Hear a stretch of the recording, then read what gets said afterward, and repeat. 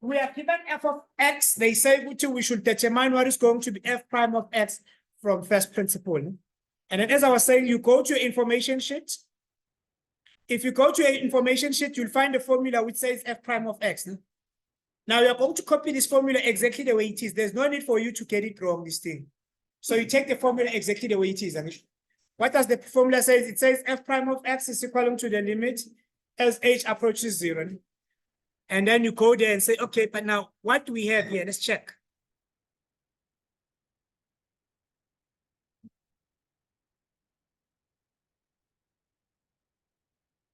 We have the formula which says f prime of x is going to be given as the limit as h approaches what? 0. And then we have f of x plus h minus f of x all over h, like this. No? So what did we say to learners? The advice is that to learners, don't do it at once, do it piece by piece. No? So what is the first piece that you have to get? I can see that those who are doing it at once, if you're comfortable, good for you. But the advice that we advise each other, we said, learner, do this part here, which is f of x plus h. No? So it means you're allowed to do this as a learner. You're allowed to say, okay, I have f of x plus h. No? What does that mean? It means you go and highlight where you see x. There's an x here. Where there's an x, you're going to put what? X plus 8. So it means you're going to write this thing exactly the way it is. So you have minus 2, open bracket. Instead of x, what are you going to put? You put x plus h, but it's all squared, minus 1. We're still fine, Now, what does the squared mean? It means whatever you're doing, you should repeat it 2 times, So you have minus 2, you have x plus h, you have x plus h minus 1. Now, if you FOIL this, by now we expect you to know how to FOIL. So we are going to have minus 2, open bigger bracket. X and x, it gives us what? X squared. X and h, it gives us hx. X and h, it gives us hx. Then we're going to have plus 2hx. H and h squared, close bracket, minus 1. If you then multiply this, it says you are going to have minus 2x squared minus 4hx minus 2h squared minus 1.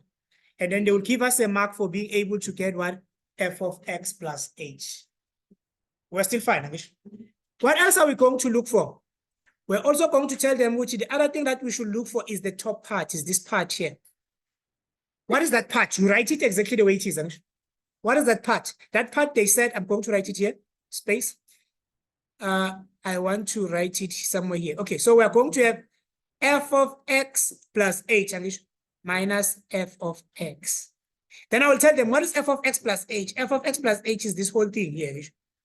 So you have minus 2x squared minus 4hx minus 2h squared minus 1. Minus open bracket. What is f of x? So here we have minus 2x squared minus 1, like this. Now, what is this thing going to be? You're going to have minus 2x squared minus 4hx minus 2h squared minus 1. Negative and a negative, it gives us what? Plus 2x squared. Negative and a negative, plus 1. So this is the other thing that I was checking there. I was checking which to let us know which when you multiply with a negative, you are going to get what? A positive. So I checked this when I was marking that other day. We get a mark for that, Anish. Now you're going to check things that doesn't have an H on them. Let's go and highlight the things that doesn't have an H. So we'll highlight them with the green color. So this one doesn't have an H, Anish. One of them should be negative. You go and check a friend. If this one is negative, the friend should be what? Should be positive. This one has an H, it's fine, Anish. This one has an H, Anish. Does this one have an H? So one of them should be negative, the other one should be what? Should be positive. So all in all, what are we going to have? We are going to be left with minus 4hx minus 2h squared. Then they will give us another mark here. We are still good. Now that we have the top part then, we will come and say, okay, let me finish it here. So we have f prime of x, which is going to be equivalent to the limit as h approaches 0. What is the top part? We got the top part as minus 4hx minus 2h squared. All over what? All over h. Now, there's an h, there's also an h. Can you see that? So we're going to tell them which we have the limit as h approaches 0, which is going to be h, open bracket, minus 4x, minus 2h, close bracket, all over what? All over h. H and h. And then from there onwards, you say this becomes 0. And then your answer is going to be equal to what? Minus 4x. They give us a mark for checking out a common factor. They give us a mark for the final answer. All in all, we're supposed to get how many marks? 5. They will also give us a mark for substituting there on f of x plus h. So we have 1, 2, 3, 4, 5. Good for us. Let's go to 7.2 then. Let me erase this part and then we go to 7.2. What do we have as 7.2?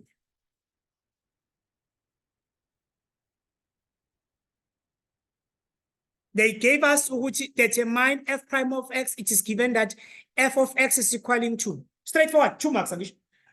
Now here, we are not going to use the first principle anymore. We can only use the first principle. Why? We use the first principle here because we were instructed to do so. Here, we use the first principle because we were instructed to do so. Here on number 7.2.1, we can't use the first principle because we are not instructed to do so. So what is it that we're going to use then? We're going to use what we call the rules. What do the rule says? It says if we're going to be getting the f prime of x of this thing, it is going to be given as 3 multiplied by minus 2. What is 3 multiplied by minus 2? Minus 6x squared. And then we subtract 1 here. And then we have 2 multiplied by 3, which is going to give us 6x. And then they will give us 1 and 1 then and 2. Straightforward. Yeah, there's nothing. We go to 7.2.2. 7.2.2, they say, again, you see, it's similar to the one that we did the other day. You can see the root, it has 4, it also has the x. So what is it that we're going to do with this? We are first going to start by changing it. And then we're going to have y, which is going to be equal to 2x plus 1 all over 2x to the power 1 all over 2. Do you see where does this come from? And if you say square root of 4 on your calculator, let's say square root of 4 and then you see. Mode 1. If you say square root of 4, what do you get? You get this 2h. So square root of 4 is going to be equal to what? To 2. X to the power of half. What is x to the power of half? It says which we have x to the power of 1. And then if we change the root, it gives us x to the power what? 1 all over 2. But we're still not done. This thing here can be written as, remember, we can't differentiate if the variable that we're differentiating in terms of is on the denominator. So what is it that we're supposed to do? So I'll give you a mark for being able to do this. Happiness. Being able to change a set into a rational exponent. We give you 1 mark. So what else are you going to have? You're going to have 2 plus, it's going to be x to the power 1 all over 2 to the power of 2. 2 is not going anywhere. So what did I do? Oh, yes, minus. So it was positive when let's say it becomes what? Negative. Thank you, Chad. It's supposed to be negative then. I was still fine. We're going to get another mark for this. We haven't even differentiated. Can you see that? The only thing I've changed the root. After changing the root, I did what? I took the root to the what to the numerator. Now let's differentiate them. Dy all over the x. Here, it's 1 multiplied by is going to give us what? 2. This one, it's 1 multiplied by 2, and then it's 1 minus 1. 1 minus 1 is to the power of 0. Any number to the power of 0 is going to give us what? 2. Half multiplied by positive here, it gives us minus 1 all over 4. Where do I get 1 over 4? It's half multiplied by 1 all over 2.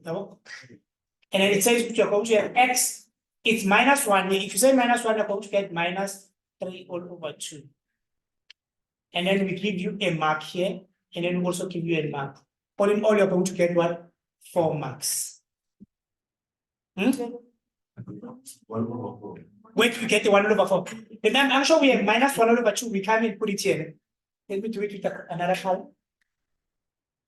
So if I take this thing here and then multiply it here, look at what I'm going to have. I am going to have something that looks like this. I have minus 1 all over 2, multiplied by 1 all over 2, x to the power minus 1 all over 2 minus 1. So this is what I have. 1 multiplied by 1 is 1. 2 multiplied by 2 is going to be actually 4. Positive and negative is going to give us what? A negative.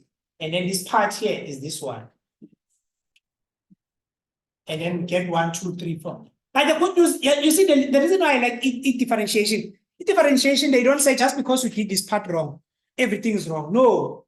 Elena would have gotten a mark for getting this 2. Elena would have gotten a mark for changing the set into a rational.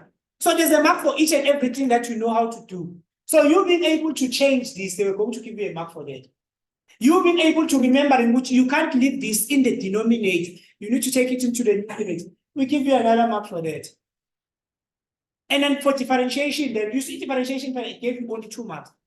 The rest of the marks were the steps that you took before you actually differentiated. Let's look at the last one then. What do we have? We have the graph of f prime of x has the minimum value. Turning point. Determine the values of x for which this thing here is going to be concave down. Concave down. So we want to know, remember, here's what we have. It's a minimum. Remember, when I say minimum, I mean your graph can either be looking upwards or your graph can either be looking what? Downwards. Now let's look at this graph here. Basically, this graph is going to be the one that is looking upwards because this is a minimum. The one that has the maximum is the one that is looking downwards, the one with a set face. Is everyone happy? Okay, so here's what we have here. We have a turning point. Our turning point is equal to 1 is to what is to minus 10. We are still fine then. And then, if that is the case, then I wish I could have taught you this. I did it with the other class, not your class. But we can draw a cubic if we are given this parabolic function. I'll say it now, which how do we do it basically? Basically, this is the f prime of x. This is the gradient of the original function. If this is the gradient of the original function, what we then discovered is this. Whatever we call the x-intercept of this thing here, it is the x value of the turning point. So it means that our graph can either turn here or our graph can either turn here. Whatever the x value you see here, this is the x-intercept. When we take it to cubic, it is not the x-intercept, but it's the x value of the what of the turning point. Even here, it can either turn here or it can either what turn here. And then this thing here that we see here is what we call a point of inflection. A point of inflection of a cubic function. Now, so how does your graph look like? Your graph is going to look like this. You check this thing here, it's above the x-axis. If it's above the x-axis, it means that your graph is going to be increasing.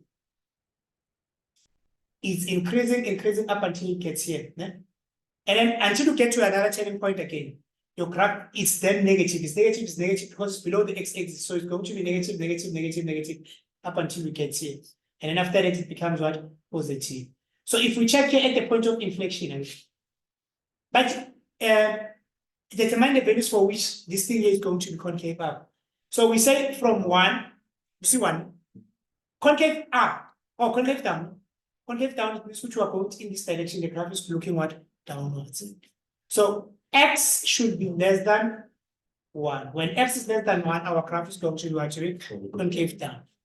Now, suddenly, this one I wouldn't, it's 2 marks. So